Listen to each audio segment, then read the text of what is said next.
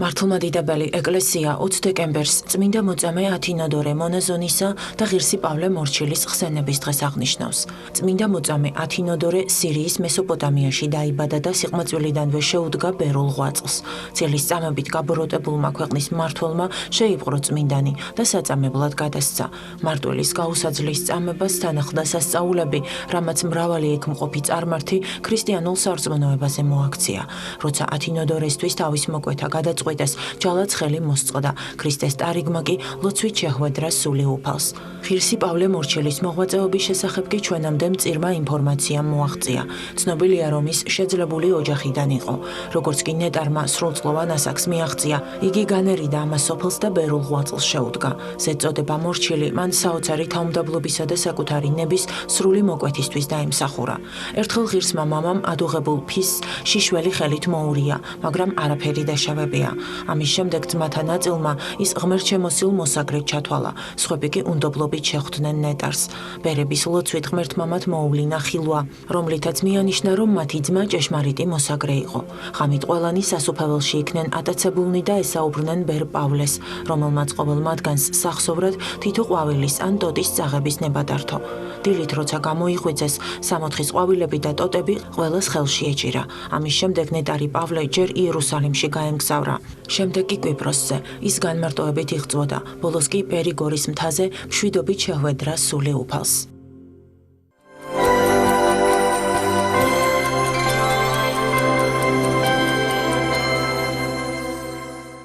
წმინდა ანდრია პირველწოდებულის სახელობის ქართული უნივერსიტეტის ფილოლოგიის ფაკულტეტის სტუდენტებმა ექსპედიციის შედეგები წარადგინეს. შეხვედრის მონაწილეებმა მიმდინარე წლის ნოემბერში ხევსურეთში ჩატარებული კვლევის შედეგებზე ისაუბრეს. ექსპედიციის ფარგლებში სტუდენტებმა ხევსურეთის კუთხური მეტყველება შეისწავლეს. სასულიერო და საერო დღესასწაულები ხევსურეთში, იქაური ქორწილი და დაკრძალვის ტრადიციები. ეს იმ თემების მცირე ჩამონათვალია, რომლებზეც ღონისძიების მონაწილეებმა ისაუბრეს. როგორც შეხვედრაზე აღინიშნა, მსგავსი კვლევები უმაღლესი სასწავლებლის სტუდენტების მიერ საქართველოს სხვადასხვა კუთხეში ყოველწლიურად განხორციელდება. არაერთხელ წავწდომი ვარ ბოლო პერიოდში განსაკუთრებით იმ ფაქტს, რომ საქართველოში თითქმის ნახევარმა არ იცის კიდევ ვინ არის ქართველი. ჩემი ინტერესი ერთ-ერთი არის, რომ ჩემს სტუდენტებს და ზოგადად ჩვენს ახალთაობას გავაცნოთ საქართველოს ყველა კუთხე და განსაკუთრებით ისეთი კუთხეები, რომელზეც ინფორმაცია ნაკლებია. კერძოდ ტაო-კლარჯეთის ქართველობა და ასე შემდეგ. ასევე ძალიან მინდა, რომ ჩვენმა სტუდენტებმა ნახოს ის კუთხეები, სადაც ფაქტობრივად იცლება ქართველობისგან, რომ გაითავისონ ზოგადად ეროვნული ტკივილი, ეროვნული პრობლემა. იცლება ხევსურეთი. ფაქტობრივად იკარგება ხევსურული წესჩვეულებანი, ქართული კულტურის უდიდესი განძი.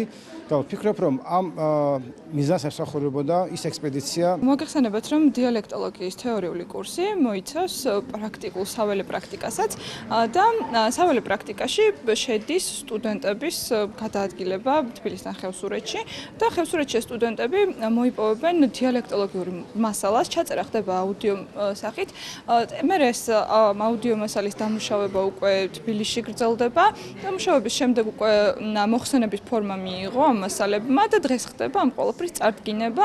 ანუ ფაქტობრივად დღეს ჩვენს უნივერსიტეტში წარვადგენთ იმ მასალებს, რომლებიც სტუდენტებმა მოიპოვეს ხევსურეთში დიალექტოლოგიური ანალიზის თვალსაზრისით. ხევსურეთში ხევსურული დიალექტი ჩვეულებრივ მოსახლეობაში შედარებით მივიწყებას მიეცა, თუმცა არიან ადამიანები, უხუცესები, რომლებიც ჯერ ისევ საუბრობენ დიალექტზე და ეს არის ძალიან კარგი.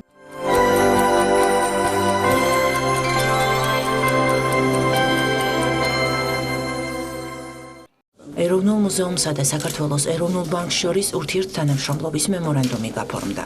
დოკუმენტს ხელი უწყებების ხელმძღვანელებმა მოაწერეს. დავით ლორთქიფანიძისა და გიორგი მელაშვილის განმარტებით, ხელშეკრულების ფარგლებში ეროვნული ბანკი მუზეუმს მის მიერ გამოშვებულ როგორც საკოლექციო, ასევე მიმოქცევის დანიშნულების ბანკნოტებსა და მონეტებს გადასცემს.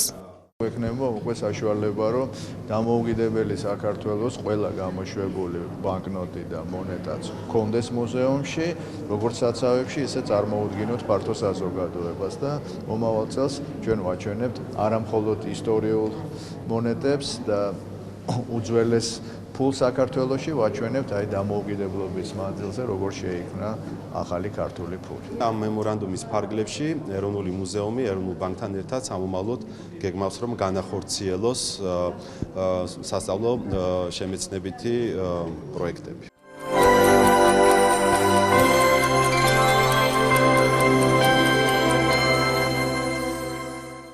კრეათონი, ასე ქვია კონკურსს, რომელიც განათლების სამინისტრომ ინოვაციებისა და ტექნოლოგიების სააგენტოს მხარდაჭერით განახორციელა.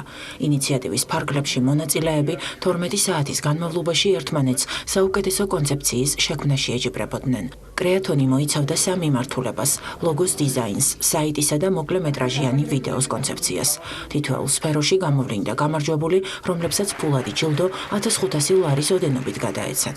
ძალიან დიდხანს მოგვიწია, ასე ვთქვათ, მსჯელობამ ვინ გაიმარჯვებდა და ასე ვთქვათ, ჩვენთვისაც საინტერესო იყო, იმიტომ რომ ბავშვების აზროვნება და რაღაცა ცოტა იუმორიც კი, რაღაც ისეთი მიდგომა, რაღაც კრეატიული, რაც აშკარა იყო. ძალიან საინტერესო და ძალიან მნიშვნელოვანი გამოცდილება იყო ესეთი თამაში ესეთი შეჯიბრი პირველად იყო 12 საათიანი მუშაობა, ფაქტიურად დიდი გამოცდა იყო და საბოლოოდ საკმაოდ კმაყოფილი ვარ ჩვენი გუნდის შედეგით, პირველი ადგილი ავიღეთ.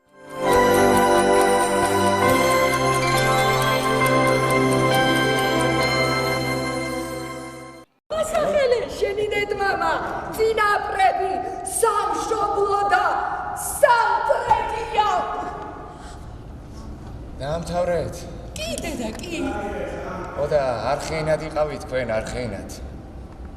ყველაფერი კარგად ევიმახსოვრე. კვაჭი კვაჭანტირაძემ ოჯახის დარიგებები კარგად გაითავისა და ცხოვრების დევიზად მე, ისევ მე, მხოლოდ მე, ჩემი, ჩემთვის და ჩემზე აქცია. მიხეილ ჯავახიშვილის ნაწარმოების ყველასათვის ცნობილ პერსონაჟს შოთა რუსთაველის თეატრის სცენაზე ახალგაზრდა მსახიობი აცოცხლებს. როგორც ცოტნე ხუბუტია ამბობს, როლზე მუშაობა საინტერესო იყო და მისთვის აქამდე უცნობი ბევრი ფაქტი აღმოაჩინა. ძალიან მოულოდნელი იყო ჩემთვის, რომ კვაჭი უნდა მეთამაშა და გამიკვირდა კიდევაც, მაგრამ რა თქმა უნდა დავიწყეთ მუშაობა, ძალიან რთული სამუშაო პროცესი იყო, იმიტომ რომ ძალიან რთული გმირი პერსონაჟია, ასე ვთქვათ. ძალიან როცა პირველად წავიკითხე და უშუალოდ სკოლისა და საქმეში ეს ნაწარმოები იმდენად კარგად ვერ გავიგე, რამდენად შემდეგ ყოველდღიური პროცესი, როცა კითხულობ, ძალიან სულ ახალ რაღაცებს პოულობ. ეს არ არის მარტო უბრალოდ ადამიანი, ეს არის ცალკე ნიღაბი, რომელიც ყველა ადამიანში არის საწყისის სახით, ასე ვთქვათ, გააჩნია რა არჩევანს გააკეთებ. ცხინვალის ივანე მაჩაბლის სახელობის სახელმწიფო დრამატული თეატრი მაყურებლის წინაშე პრემიერით 21 დეკემბერს წარდგება. სპექტაკლზე დასის უმრავლესობაა დაკავებული. მსახიობებმა დადგმაზე მუშაობა უკვე დაასრულეს და ბოლო დეტალებს გადიან. მიხეილ ჯავახიშვილის უკვდავი ნაწარმოების სცენური ვარიანტის წარმოჩენა მათთვის განსაკუთრებით საპასუხისმგებლო აღმოჩნდა. ამბობენ, რომ კვაჭი კვაჭანტირაძე მხოლოდ ერთი ადამიანის ისტორია არ არის. ჯავახიშვილი კლასიკა, სიახლეს ალბათ ისეც ვერაფერს შევთავაზებთ, მაგრამ მე პირადად ძალიან ბედნიერი ვარ, რომ ჯერ ერთი ცხინვალის თეატრში დაიდგა პირველი მიხეილ ჯავახიშვილის ჯაყო, ეხლა უკვე კვაჭი კვაჭანტირაძე, ჯავახიშვილი ჩემი უსაყვარლესი მწერალია და თავისთავად უკვე საინტერესოა. რა თქმა უნდა, ბატონ გოჩას აქვს ახალი სვლები მონახული სპექტაკლში, ახალი გადაწყვეტა. სპექტაკლის დამდგმელი რეჟისორი გოჩა კაპანაძეა. წარმოდგენა ნაწარმოების ძირითად სახეს ინარჩუნებს, თუმცა რეჟისორი მაყურებელს თავისებურ ვერსიასაც სთავაზობს. სპექტაკლი, ისევე როგორც რომანი, ზოგად პრობლემებსა და საკითხებს ეხმიანება. კვაჭი ეს ისეთი ზღვამასალაა და ეს ისეთი, ასე ვიტყოდი, უამრავი ნიუანსი ამოსაწევი და ამოიწია კიდევაც ის, რაც დევს ღრმად ჯავახიშვილის ნაწარმოებშიც და ჩვენ შევეცადეთ უფრო მეტი მეტაფორებით იყოს ეს გაჯერებული. კვაჭი არ არის ჩვენთან როგორც მხოლოდ პიროვნება, სახელი და გვარით, ის არის ნიღაბი, ის არის მოვლენა და აი ამ მოვლენის არსისა და შინარსის გარკვევას ვცდილობთ. მიმდინარე წელს ცხინვალის ივანე მაჩაბლის სახელობის სახელმწიფო დრამატულ თეატრს 140 წელი უსრულდება. აღნიშნული სპექტაკლიც სწორედ საიუბილეო დაიდგა. თეატრი 1875 წელს დაარსდა და პირველი წარმოდგენები ცნობილი საზოგადო მოღვაწეების ივანე და ზაალ მაჩაბლების თაოსნობით იდგმებოდა. 1991 წლიდან კი თეატრი დევნილობაში იმყოფება და მოღვაწეობას დედაქალაქში განაგრძობს. ვფიქრობთ, რომ წიგნი გამოვცეთ, ისტორია მისი თეატრის ისტორიის შესახებ, ფოტოალბომიც გავაკეთოთ. თბილისში უკვე ტოლვილობის პერიოდზე 25 წლიანი ფოტომატიანიც გვექნება და ჩვენ გვექნება დამაგვირგვინებელი უკვე ჯავახიშვილის კვაჭი კვაჭანტირაძის სენიური ვარიანტი. მიხეილ ჯავახიშვილის უკვდავი ნაწარმოების სცენური ვარიანტის ხილვა თეატრის მოყვარულებს რუსთაველის თეატრის მცირე სცენაზე 19 საათზე შეეძლებათ. დადგმა ორმოქმედებიანია და მასში გია ყანჩელის, პეტრე ჩაიკოვსკის, პეტრე მინინის, ლუდვიგ ვან ბეთჰოვენისა და სანდრო თედიაშვილის მუსიკაა გამოყენებული.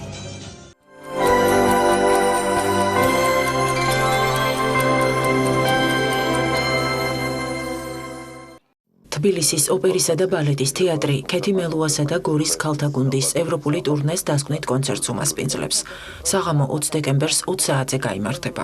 ამ თემაზე კულტურისა და ძეგლთა დაცვის სამინისტროში პრესკონფერენცია შედგა.